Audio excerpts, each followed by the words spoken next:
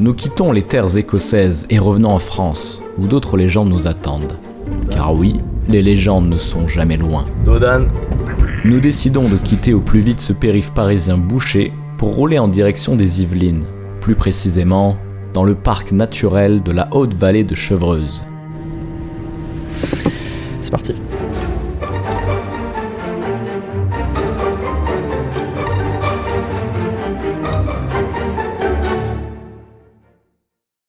Rapidement, nous sentons l'atmosphère changer. Les routes sont sinueuses, entourées de vieux murets de pierre, surmontées de grands arbres torturés. Au milieu du brouillard, n'importe quel panneau ou buisson prend un air de silhouette venue d'un autre monde. C'est par cette route peu fréquentée que nous arrivons au château de la Madeleine, perché sur les hauteurs. Le panorama sur la vallée de l'Yvette y est imprenable. En fait, au tout début, ça protégeait les habitants du village qui est en bas des pillages. Bon, fuyons la pluie.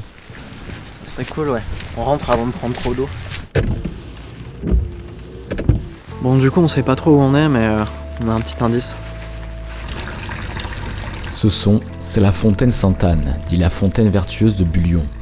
Elle se trouve dans le hameau de Moutier, entre Prés et Forêts, à côté de la chapelle Sainte-Anne, vestige d'un prieuré bénédictin datant de 1262.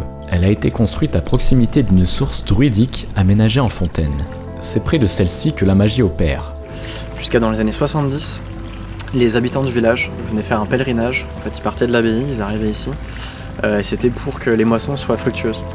Donc cette source-là, en fait, elle continue, elle devient un abreuvoir pour les chevaux. Puis après c'est un lavoir et après en fait ça tombe dans la rivière qui est juste un peu en contrebas. Lors des pèlerinages à Sainte-Anne, une cérémonie était célébrée dans la chapelle.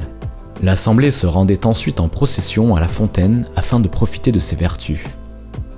En plus de guérir la stérilité et de protéger les récoltes, il est dit qu'elle pourrait exaucer tous les vœux en y jetant une pièce.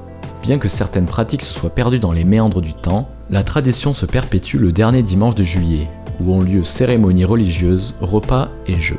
Une statue de Sainte-Anne orne aujourd'hui la fontaine. Sous son regard, nous lançons une pièce. Nous ne vous révélerons pas ce que nous avons souhaité, mais si la magie des druides vibre encore dans ces eaux, qui sait, peut-être nos vœux seront-ils exaucés ? Quelle est la destination suivante ?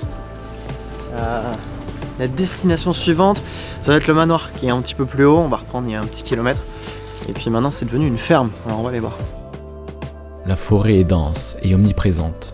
Son odeur complexe et fraîche nous apaise, avant de déboucher sur un domaine à la végétation luxuriante, l'abbaye des Vaux de Cernay. Les vieilles pierres de l'abbaye semblent avoir trouvé un équilibre avec la nature environnante. Les plantes grimpent sur les anciens murs, créant de magnifiques tapisseries naturelles. Nous cherchons la fontaine Saint-Thibaut que nous savons proche, mais nous nous perdons dans la contemplation des lieux et le temps qui semble s'être arrêté. Quelle quiétude!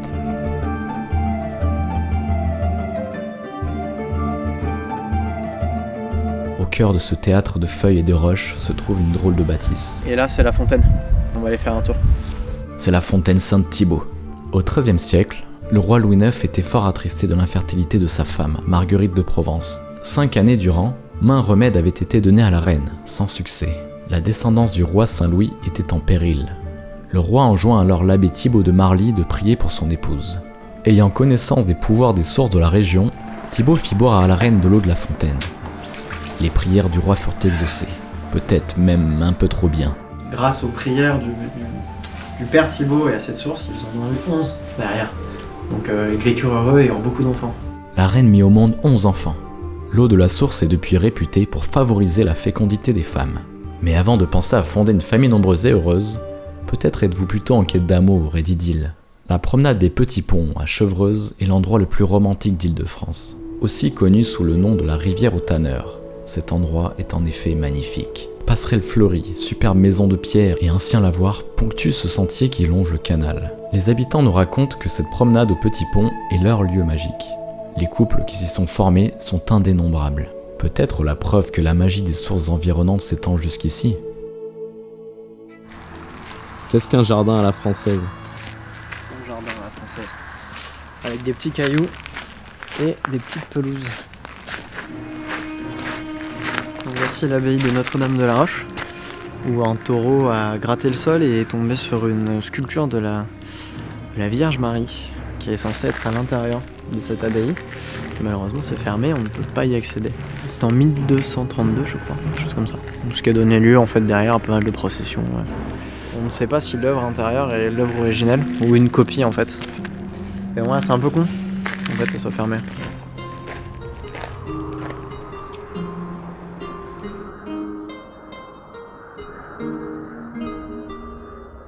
Au fil de notre chemin, nous nous rendons vite compte que ce qui fait la magie des Chevreuses, ce sont ces eaux.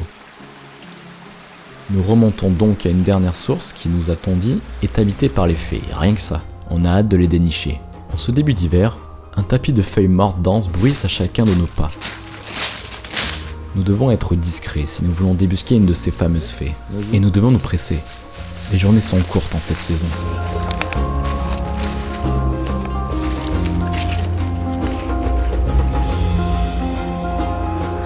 C'est en suivant ce petit sentier dans une atmosphère humide que nous arrivons au sommet de la butte ronde, lieu où l'on vénérait autrefois Diane, déesse de la chasse et des forêts. Et c'est au bas de cette butte que l'on trouve la source aux fées. La rivière longe un toit abritant une ancienne laverie. En voyant l'eau ricocher sur la mousse, couler entre les amoncellements rocheux, dominés par de majestueux êtres aux troncs lisses, nous ne sommes pas étonnés que les fées aient voulu y élire domicile. Ce lieu est vraiment enchanteur. Barjo, tu peux nous dire quoi là sur ce lieu? Alors, ici on est au lavoir de la source aux fées. Donc, en fait la légende raconte qu'il y avait des petites fées qui habitaient un petit peu partout dans les buissons aux alentours. Et donc en fait les habitants apportaient des offrandes ici pour ces fées-là. Et le lavoir avait comme réputation de pouvoir soigner un petit peu les maladies. Donc, en buvant l'eau et en apportant des offrandes aux fées.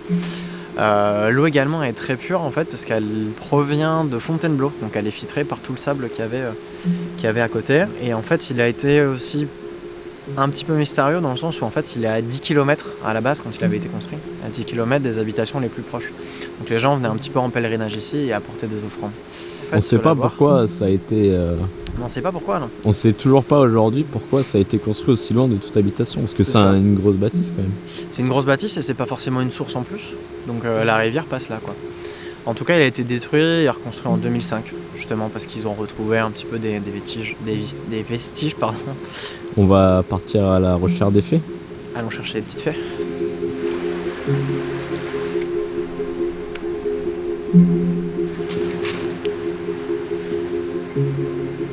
Les fées sont passées là il n'y a pas si longtemps.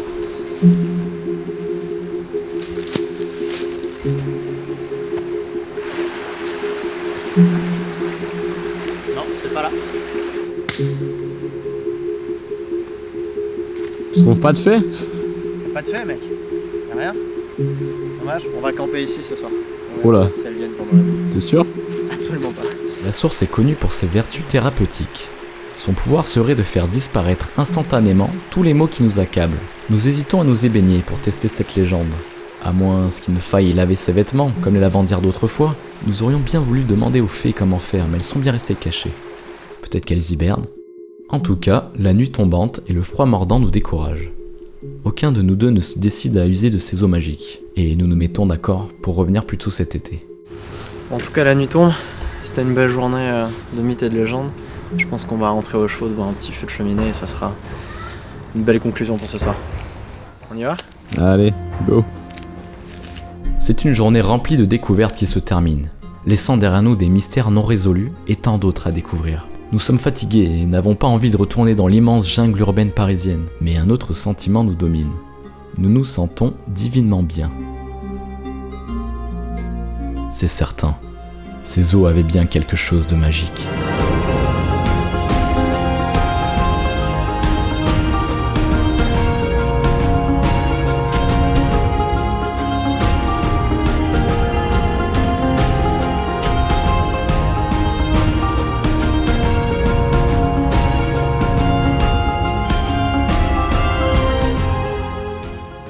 Et c'est une fin de tournage. Wouh!